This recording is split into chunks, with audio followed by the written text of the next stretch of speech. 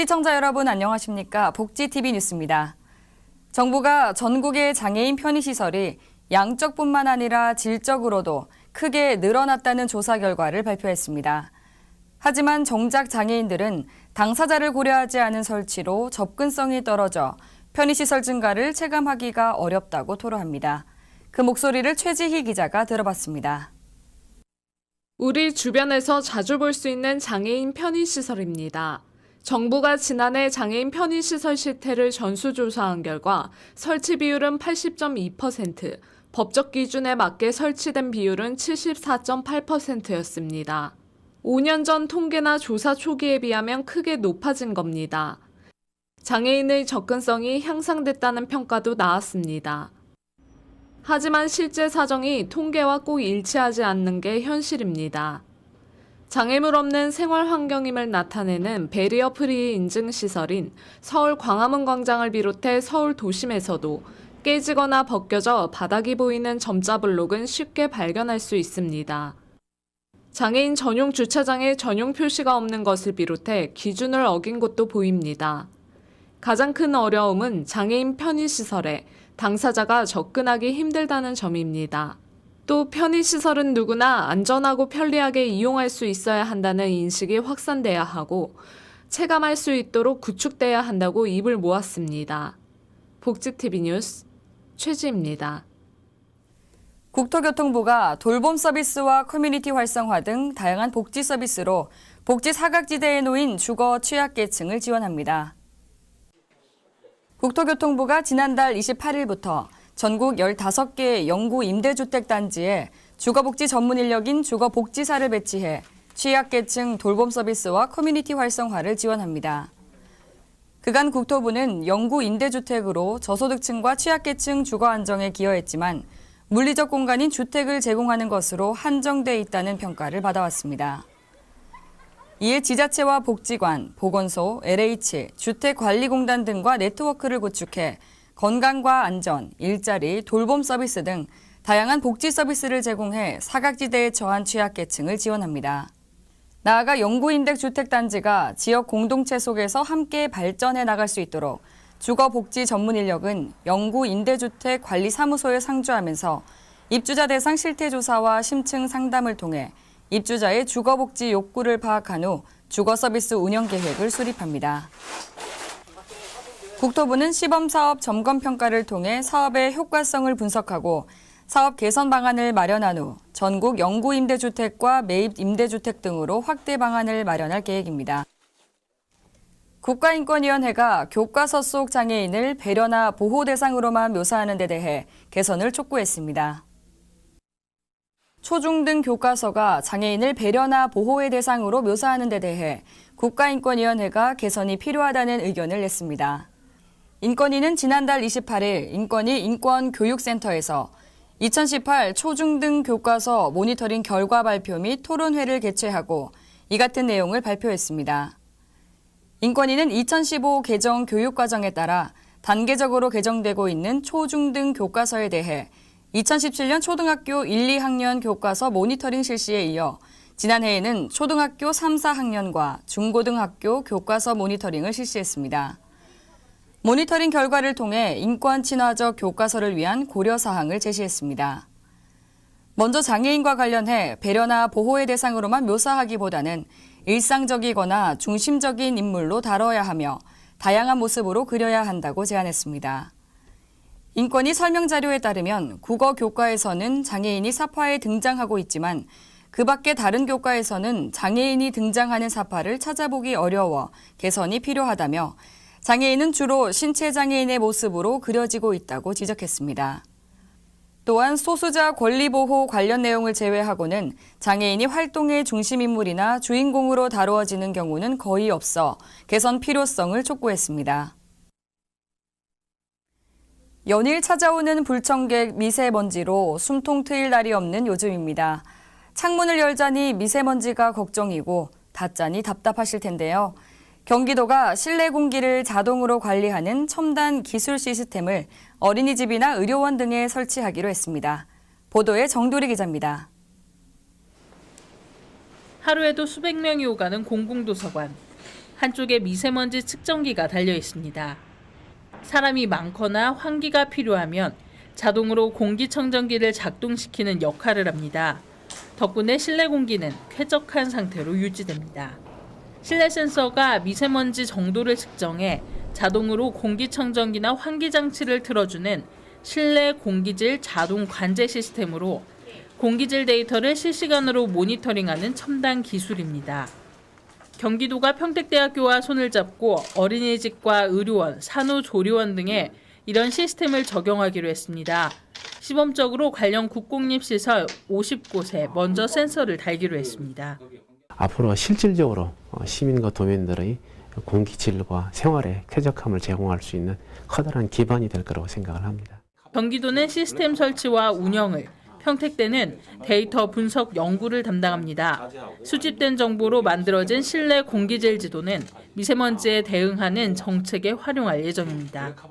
통신망을 이용해서 데이터가 쌓이기 때문에 나중에 이제 빅데이터화해서 이 구간들 분석, 월별, 일별, 주중, 주말 분석이 다 가능하겠죠.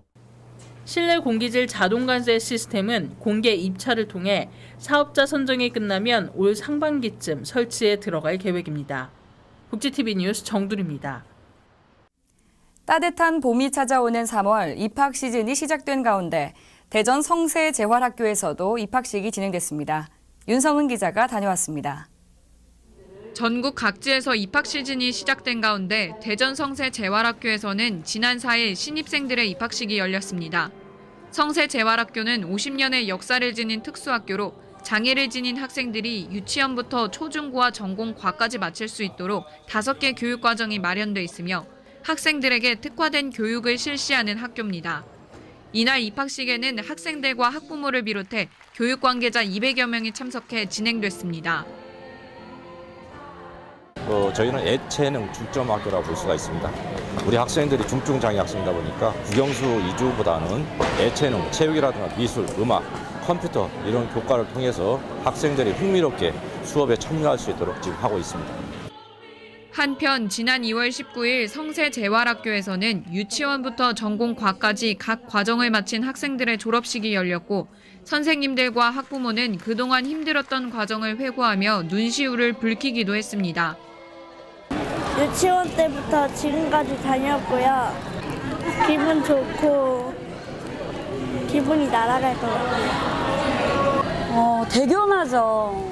너무 고맙고 진심으로 감사해요. 너무너무 힘내줘서 고맙고 그래서 더 고등학교 생활이 더 기대되는 것 같아요. 복지TV 뉴스 윤성은입니다. 전남 순천과 광양의 노인들이 활기찬 노후를 보낼 수 있게 됐습니다. 광양시와 순천시가 노인 일자리와 사회활동 지원을 약속하며 발대식을 열었습니다. 유채린 기자입니다. 소외받는 노인들에게 삶의 활력을 찾아주기 위해 광양시와 순천시가 노인 일자리와 사회활동 지원 발대식을 가진 데 이어 여수시가 지난 28일 시민회관에서 발대식을 갖고 어르신들의 활기찬 노후를 약속했습니다. 노인 일자리 사업은 노인의 사회 참여와 지역 봉사활동의 기회를 넓히고 일할 기회를 우선적으로 제공함으로써 노후를 대비하고 소득을 지원하는 노인 복지를 위해 시작된 사업입니다. 발대식 현장에 모여 안정적인 노후를 다짐하는 어르신들의 입가에는 마치 젊음으로 돌아간 듯 자립 가능한 노년 보장에 만족하는 듯한 행복한 미소가 가득했습니다. 민간자본을 유치해서 컨벤션 센터도 짓고 많은 관광시설도 짓고 해서 일자리가 많이 나오도록 이렇게 해서 여수 경제가 잘 돌아가야 우리 어르신들 잘 모실 수 있다고 생각합니다. 경제 문제는 물론이고 문화, 체육 이런 분야도 신경도 쓰고 또 복지 쪽도 항상 잘 챙겨서 우리 저기 소외된 곳이 없도록 해서 우리 어르신들이 행복하게 지내실 수 있도록 건강하게 지내실 수 있도록 잘 모시겠습니다. 특히 교직 생활을 했던 퇴직교사를 활용한 이순신 충효사상 예절지킴이 또 평생사업 등을 통해 배운 지식을 지역사회에 환원하는 문화예술 나눔이 사업 등 다양한 일자리가 추진됩니다. 앞으로 초고령 사회에 대비해 어르신들의 일자리 창출이 원동력이 될 수 있도록 행복하고 건강한 노후 생활로 노인 복지가 조금이라도 풍요로워지길 기대해봅니다. 복지TV 뉴스 유채린입니다. 순천시가 더 좋은 순천 토크 콘서트를 열고 시민과 소통하는 자리를 가졌습니다. 순천시가 지난달 28일 시민이 바라는 순천을 주제로 허석 시장이 직접 2019년 시정 방향을 설명하고 다양한 시민들의 질문에 답하는 올해 첫 더 좋은 순천 토크 콘서트를 개최했습니다. 기존 형식을 탈피한 이번 대화회장은 2019 순천 방문의 해를 기념한 공연을 시작으로 날카로운 질문과 재치 있는 답변이 오가며 재미와 의미가 있는 콘서트로 진행됐습니다.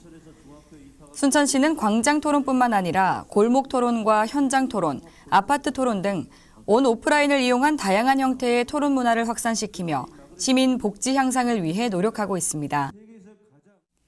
소상공인의 카드 수수료 부담 완화를 위한 제로페이를 활성화하기 위한 비전 선포식이 전남에서 열렸습니다. 판매자뿐만 아니라 소비자에게도 소득공제와 할인 등 다양한 혜택이 있어 앞으로 어려운 경제 여건 속 역할을 톡톡히 해줄 것으로 기대되는데요. 보도에 박선영 기자입니다. 전라남도는 지난 26일 순천 아랫장 전통시장에서 소상공인에게 힘이 돼줄 수 있는 제로페이 전남제도의 본격적인 시행을 알리는 선포식을 가졌습니다. 200여 명이 참석한 이날 선포식에서는 도지사, 순천시장, 금융인 등 협약 참여자들의 업무 협약서 서명과 전통시장 현판 제막식에 이어서 김영록 도지사가 직접 순천 아랫장 현장에서 제로페이를 시연했습니다. 제로페이는 소상공인의 카드 수수료 부담 완화를 위해 정부에서 개발, 도입한 모바일 결제 시스템으로 소비자가 QR코드를 찍으면 소비자 계좌에서 판매자 계좌로 돈이 이체되는 직거래 결제 방식입니다. 우리 전라남도도 마찬가지로 우리 소상공인 여러분에 대해서는 정부의 노력 못지않게 더 우리가 여러분의 아픔을 더 알고 있기 때문에 함께 실제 도움을 줄 수 있는 것들을 이렇게 노력을 하고 있습니다. 그래서 전남 제로페이 중소기업부에서 이 제로페이에 대한 여러 가지 정책 제안들을 하시고 또 제도를 만들었습니다. 그래서 전남도 함께해서 전남 제로페이를 빠르게 확산시키도록 하기 위해서 오늘 이렇게 선포식을 갖게 됐습니다. 이용자에게도 소득공제 40%와 공공시설 이용 시 다양한 할인 혜택이 주어지며 협약에 따라 행정기관은 제도의 조기 안착과 활성화를 위해 종합적 지원에 나서고 금융기관과 단체는 가맹점 모집에 노력할 계획입니다. 어려운 경제 속 제로페이의 활성화를 통해 소상공인의 카드 수수료 부담 해소로 경제적 어려움을 덜어줄 수 있는 순천시가 되길 기대해봅니다. 복지TV 뉴스 박선영입니다. 광양시가 스마트 공장 보급 확산을 위한 업무 협약식을 가졌습니다.